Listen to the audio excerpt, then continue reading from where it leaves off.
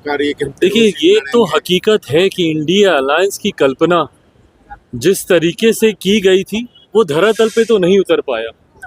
और ये पहली बार ऐसा नहीं हुआ है। 2014 में भी इसी तरीके से हमने देखा, 2019 में भी हम लोगों ने इसी तरीके से देखा। विपक्ष जब तक अपने व्यक्तिगत दलगत महत्वाकांक्षाओं को समाप्त नहीं करेगा और एक बड़ी सोच के साथ जब तक एक मंच पर सब लोग नहीं आएंगे, तब तक ये संभव नहीं है।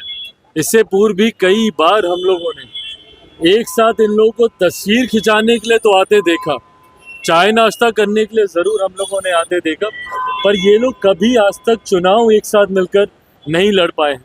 हर राज्य में हर क्षेत्रीय दल की अपनी अलग महत्वाकांक्षाएं, उनकी अपनी अलग पकड़ है। बंगाल की अलग बात है, बिहार में अलग बात है, महाराष्ट्र में अलग बात है। तो ऐसे में एक साथ कभी ये लोग चुनाव लड़ पाए, ये तो शुरू से ही हम कह रहे थे कि ये संभव नहीं हो पाएगा। अंतोगत्वा ऐसा हुआ नहीं। बाकी के भी जितने दल हैं, धीरे धीरे आप देखिएगा चुनाव आते आते तक सारे अलग अलग अपनी महत्वाकांक्षाओं की लड़ाई लड़ने लगेंगे। राहुल गांधी देवघर में थे, पूजा करने अर्चना करने मंदिर गए थे, लेकिन वहाँ नरेंद्र मोदी जिंदाबाद के नारे लग रहे थे। देखिए, जिस तरीके से प्रधानमंत्री जी की लोकप्रियता है, नहीं नकारा जा सकता कि उनके चाहने वाले, प्रधानमंत्री जी पर विश्वास रखने वाले लोगों की संख्या बहुत ज़्यादा है। ऐसे में खैर राहुल जी, व्यक्तिगत आस्था से उम्मीद रखता हूं कि चुनावी दृष्टि से नहीं, व्यक्तिगत आस्था से देवघर गए होंगे महादेव का आशीर्वाद लेने। सर, कहा जा रहा है कि नीतीश कुमार, देखिए, ये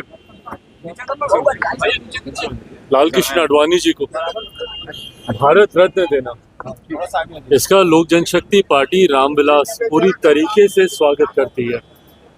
इस बात को कतई नहीं नकारा जा सकता कि देश की राजनीति में आदरणीय आडवाणी जी की एक अहम भूमिका उनकी रही है।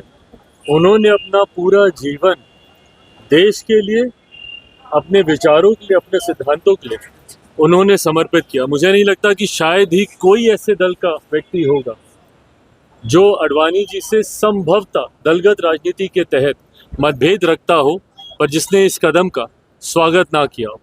ऐसे में मैं अपनी तरफ से, अपनी पार्टी की तरफ से आडवाणी जी को भारत रत्न मिलने पर उनको, उनके परिवार को बधाई देता हूं और साथ ही मैं प्रधानमंत्री जी का भी धन्यवाद करता हूं। जिस तरह से इंडी गठबंधन में गड़बड़ मची हुई है, ममता बनर्जी ने खिला आपके साथ। देखिए भाई, ये सारी बातें गठबंधन के भीतर है और मुझे लगता है कि जब तक सारी बातों पे कोई सहमति ना हो जाए, आपस में एक दूसरे पे इस तरीके की टीका टिप्पणी करना कहीं से भी उचित नहीं है।